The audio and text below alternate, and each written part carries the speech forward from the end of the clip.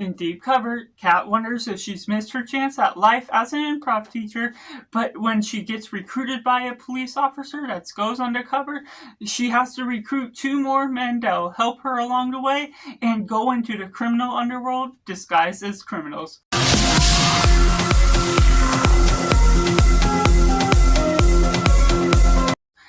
Welcome to Cinema, where we focus on the film. I'm Josh, this is Simply Cinema. Let me know down in the comments below what you thought of Deep Cover. Was it good? Was it bad? Or somewhere right in the middle? Or if you're waiting for this review to decide if you're going to see it or not. And taking it right in positives, this is a pretty elaborate story that goes into the simple terms that we've seen this sort of thing before. Undercover cops going into this criminal underworld in order to bust a drug heist. And that all goes in the relative same route that this film takes, except you're looking at improv students that ultimately pull off this chase, do things along the way. You're learning about improv, you're tackling all these different mannerisms to the different craft of that particular art. And what we get out of a cast is elaborate and relies mainly on them to make this film work.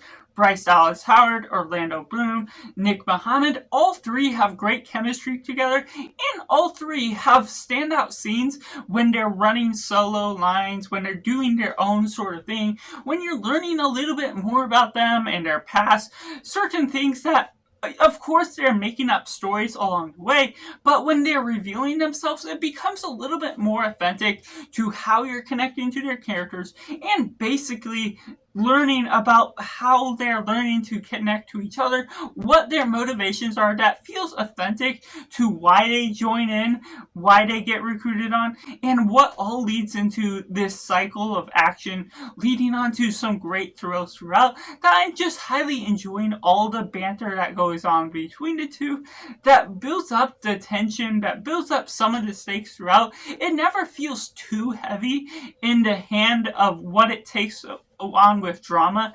It's not something that you feel burdened by. It's a light and easy to watch film that becomes funny by the banters that go on throughout, the different bits of British humor or other things that go along the way, mentions of different actors, things they inspire to be, that goes into the heart of who these characters ultimately come out to be as, but you're still being able to enjoy it. You're not necessarily soaking in all the emotions that are drawing the film on, but still builds up an elaborate scheme that puts them on this mission and builds upon some great elements that ultimately tackles all the side quests. There's different subplots as a whole. There's detective plots that try and figure out how to get in. There's other parts of the film where you're figuring out all these villains, which don't necessarily have an elaborate case to their characters, but we get Ian McShane as the main boss. That I just highly enjoy him as an actor, so putting him and a few other great actors into the mix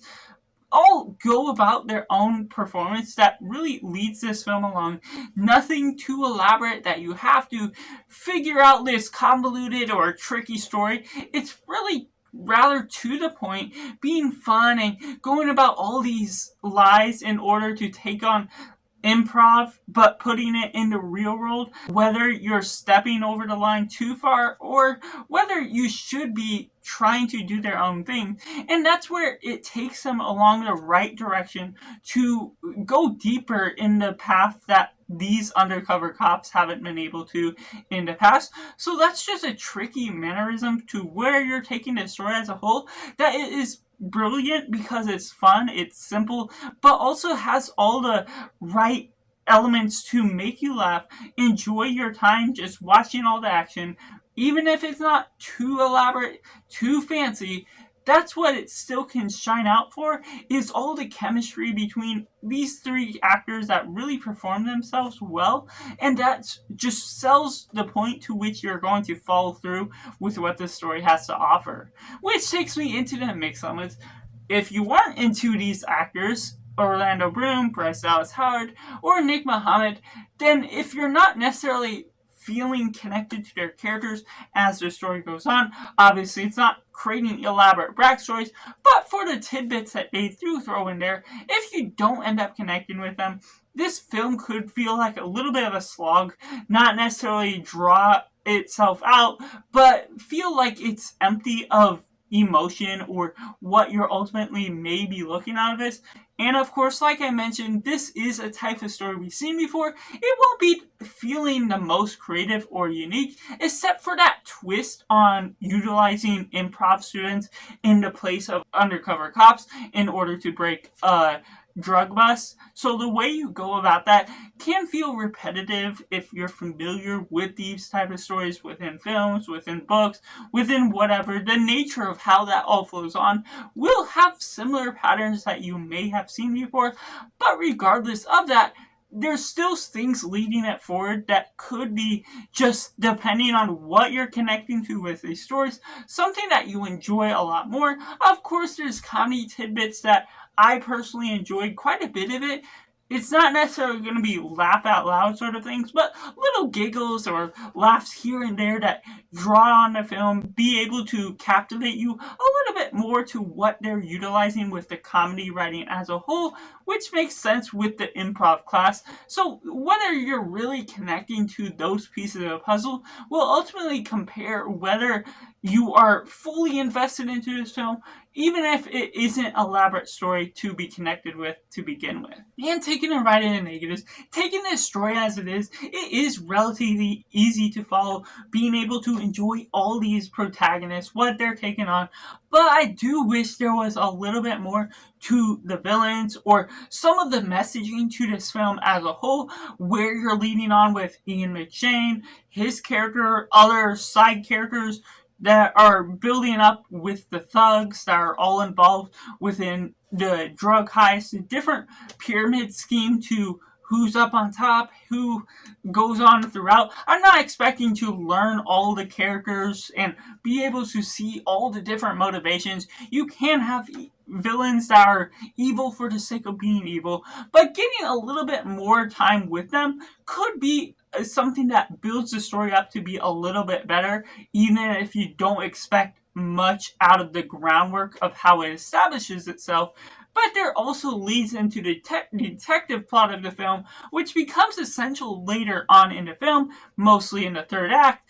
But that also goes into the fact that the detectives weren't introduced until about halfway through the film, which their part can add a little bit of a nudge to the humor that's all building on throughout, adds a break within the tensions within the film.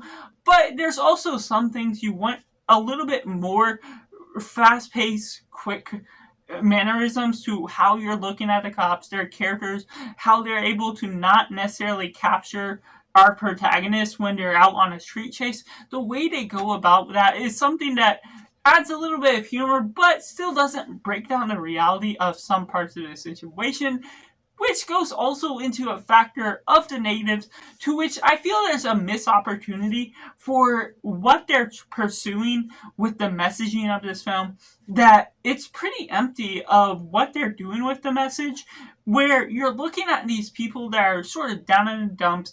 They don't know if they have achieved things with life, and so they're sort of put on their feet as actors, as people that are trying to achieve something better, as someone that's doing a 9-to-5 sort of job.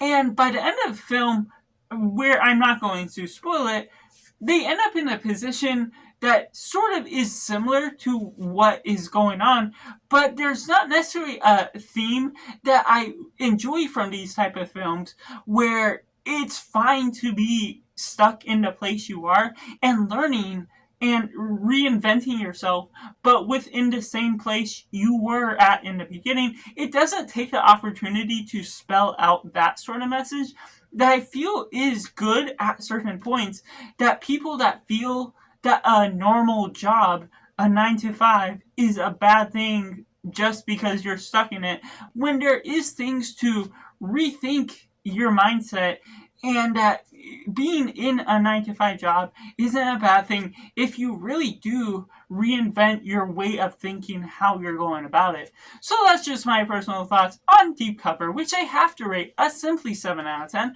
Let me know down in the comments below what you think of Deep Cover, now streaming on Amazon Prime. Was it good? Was it bad? Or somewhere right in the middle? Or if you're waiting for this review and now going to see it or not, make sure to like this video if you enjoy it, subscribe if you haven't already to join in film culture community where we talk about the love of cinema as a whole. So that's just all, and make sure to do yourself a favor and go watch a movie.